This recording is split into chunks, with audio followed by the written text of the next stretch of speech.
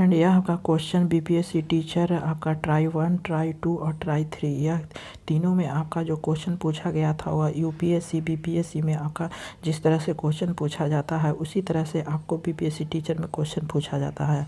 और जितने भी आपका एनसीईआरटी बुक हो या एससीईआरटी बुक हो, यह सभी का आपका टोटल का निचोड़ आपको यूपीएससी बीपीएससी में देखने को मिलता है। और यह आपका जो प्लेयर लिस्ट बना हुआ है यह साइंस का आपका वीडियो है, जिसमें से प्लेयर लिस्ट घटना चक्र का आपका टोटल 100 वीडियो आपको यहाँ पे मिल जाएगा। तो आप एक बार ज़रूर चेक करिएगा। और सभी क्वेश्चन आपका ट्राई में पूछा गया है क्वेश्चन। तो सबसे पहला जो क्वेश्चन है कि निम्नलिखित तत्वों में से कौन सा जब वायु तथा अंधेरे में रखा जाता है तो स्वतः दीप्त हो उठता है। ए ऑप्शन है आपका लाल फास्फोरस, बी ऑप्शन है श्वेत फास्फोरस, सी ऑप्शन है सिंदूरी फास्फोरस और डी ऑप्शन है बैंगनी फास्फोरस। तो इसका बी ऑप्शन सही होता है। श्वेत फास्फोरस है वह आपका वायु तथा अंधेरे में रखने पर स्वतः दीप्त हो जाता है, में जलने लगता है। अगला क्वेश्चन है कि कार्बन नैनो ट्यूब्स CNTS किसने बनाई। ए ऑप्शन आपका है फ्लोर ने, बी ऑप्शन है आईजीमा, सी ऑप्शन है फैराडे और डी ऑप्शन है रमन। तो इसका बी ऑप्शन सही है, आईजीमा ने बनाया था। अगला क्वेश्चन है कि भारत में जल विलवनीकरण संयंत्र स्थित है। ए ऑप्शन आपका है लक्षद्वीप, बी ऑप्शन है गोवा, सी ऑप्शन है कटक और डी ऑप्शन है चेन्नई। तो इसका ए ऑप्शन सही होता है, लक्षद्वीप में आपका जल विलवनीकरण संस्थान स्थित है। अगला क्वेश्चन है कि भारत में निम्न ताप ऊष्मीय विलवनीकरण सिद्धांत पर आधारित प्रतिदिन 1 लाख लीटर अलवण जल उत्पादित के लिए प्रथम विलवनीकरण संयंत्र कहाँ प्रारंभ किया गया। ए ऑप्शन आपका है कावरवती, बी ऑप्शन है पोर्ट ब्लेयर, सी ऑप्शन है मंगलूर, डी ऑप्शन है वलसाड़। तो आपका ए ऑप्शन सही होता है कावरवती में है।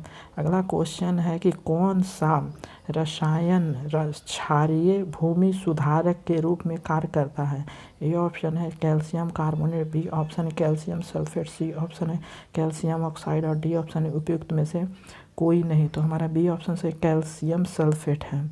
अगला क्वेश्चन है कि निम्नलिखित में से कौन सा मृदा से संबंधित है। ए ऑप्शन है इंडेफिक, बी ऑप्शन है क्लाइमेटिक, सी ऑप्शन है बायोटिक, डी ऑप्शन है टोपोफेरफी। तो इसका आंसर आपका ए ऑप्शन है इंडेफिक। अगला क्वेश्चन है कि द्रवित ऑक्सीजन या द्रवित हाइड्रोजन को औद्योगिक स्तर पर प्राप्त करने हेतु प्रयुक्त प्रौद्योगिकी कहलाती है। ए ऑप्शन है पायरोटेक्निक्स, बी ऑप्शन है पायरोमेट्रिक, सी ऑप्शन है हाइड्रोपोनिक्स और डी ऑप्शन है क्रायोजेनिक्स। तो इसका हमारा डी ऑप्शन सही होता है, क्रायोजेनिक्स है। अगला क्वेश्चन है कि प्रथम विश्व युद्ध के दौरान निम्नलिखित में से किसका प्रयोग किया गया था। और यह बीपीएससी ट्राई में आपका क्वेश्चन पूछा हुआ है। ए ऑप्शन है लुइसाइड, बी ऑप्शन है मस्टर्ड गैस, सी ऑप्शन है आपका मिथाइल साइनाइड, डी ऑप्शन है फॉस्चिन। तो इसका हमारा जो आंसर है वह बी ऑप्शन सही होता है, मस्टर्ड गैस होता है। अगला है कि मस्टर्ड गैस का उपयोग किया जाता है। ए ऑप्शन है ईंधन गैस के रूप में, बी ऑप्शन है रासायनिक युद्ध में, सी ऑप्शन है सरसों के तेल के स्रोत के रूप में और डी ऑप्शन है निर्गंधनीय के रूप में। तो 69 का जो आंसर है वह हमारा बी ऑप्शन सही होता है, रासायनिक युद्ध में यह मस्टर्ड गैस का उपयोग किया जाता है। और यह भी आपका बीपीएससी में ट्राई में पूछा गया था। अगला क्वेश्चन है कि विषातक मस्टर्ड गैस होती है और यह भी बीपीएससी में आपका पूछा गया। ए ऑप्शन है गैस, बी ऑप्शन है द्रव, सी ऑप्शन है ठोस और डी ऑप्शन है उपयुक्त में से कोई नहीं। तो इसका हमारा बी ऑप्शन सही होता है, द्रव होता है। मस्टर्ड गैस जो होता है वह द्रव के अनुकूल होता है। अगला क्वेश्चन है कि ध्रुव पर्दे युद्ध में छिपने एवं शत्रु को छलने के लिए प्रयोग में लाए जाते हैं। ध्रुव पर्द प्रायः किसके वायु में परिक्षिप्त सूक्ष्म कणों के बने होते हैं। ए ऑप्शन है सोडियम क्लोराइड, बी ऑप्शन है सिल्वर आयोडाइड, सी ऑप्शन है टाइटेनियम ऑक्साइड, डी ऑप्शन है मैग्नीशियम ऑक्साइड। तो इसका सी ऑप्शन सही होता है, टाइटेनियम ऑक्साइड होता है। अगला है कि एजेंट ऑरेंज क्या है? एजेंट ऑरेंज क्या है?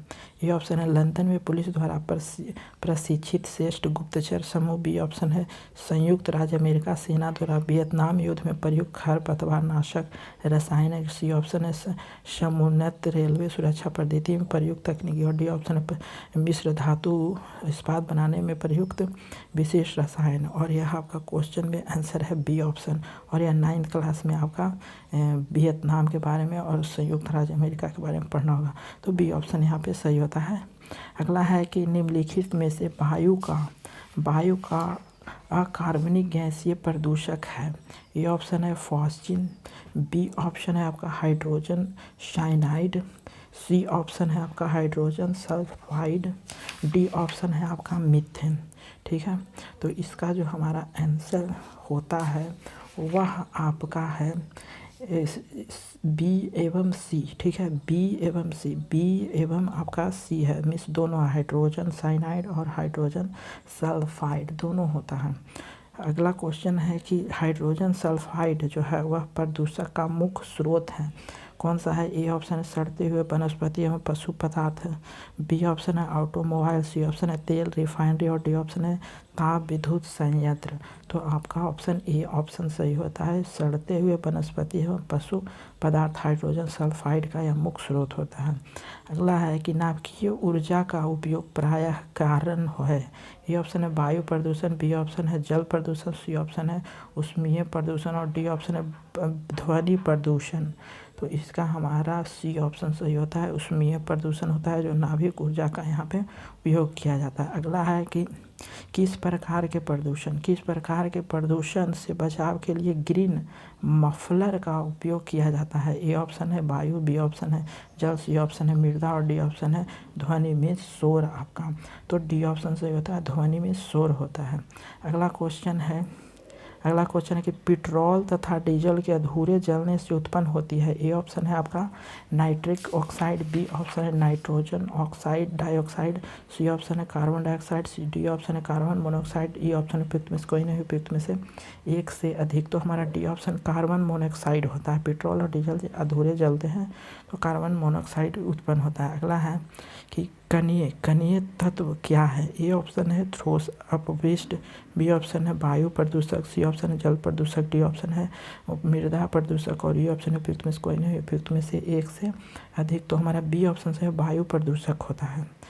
और अगला क्वेश्चन है कि हवा में तैरते हुए स्वनीय सूक्ष्म कणों का आकार होता है। ए ऑप्शन है 7 माइक्रो से अधिक। बी ऑप्शन है 6 माइक्रो से अधिक। सी ऑप्शन है 5 माइक्रो से अधिक। और डी ऑप्शन है आपका 5 माइक्रो से कम।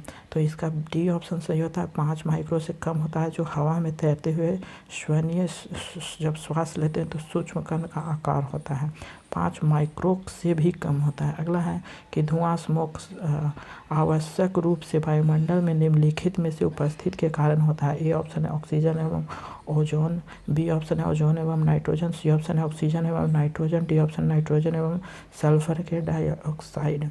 तो हमारा डी ऑप्शन सही होता है, नाइट्रोजन एवं सल्फर डाइऑक्साइड होता है। तो thank you for watching this video.